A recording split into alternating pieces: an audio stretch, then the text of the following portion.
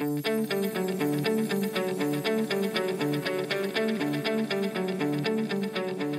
I'm the director of the center that studies complementary, integrative, and alternative approaches.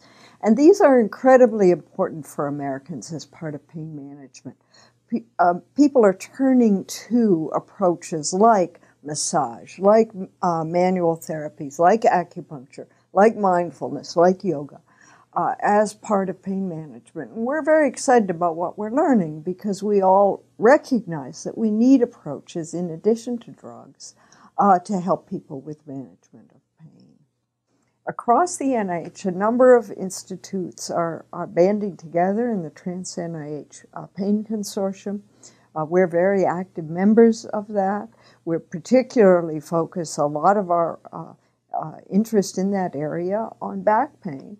Back pain is, of course, the commonest complaint that brings people pain complaint that brings people to doctors. It drives a lot of the problems we have as a country with overuse of opioids, and we need better ways to manage back pain. A very active area for us, and we're just funding a new set of grants in this, is partnership with the Veterans Administration on the management of pain in people returning from Iraq and Afghanistan. This is an incredibly important problem. It's very clear that soldiers coming out of these settings often have a lot of chronic pain, fairly high rates of opioid use. And there's enormous enthusiasm in the Veterans Administration and Department of Defense leadership in studying complementary approaches to help this vulnerable population.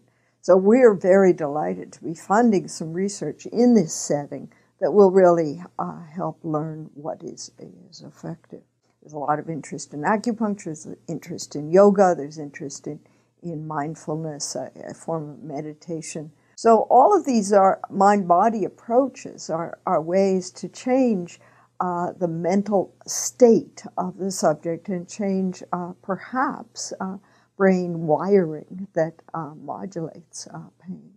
So these are really important initiatives for us, and we think potentially very important initiatives for Americans with pain.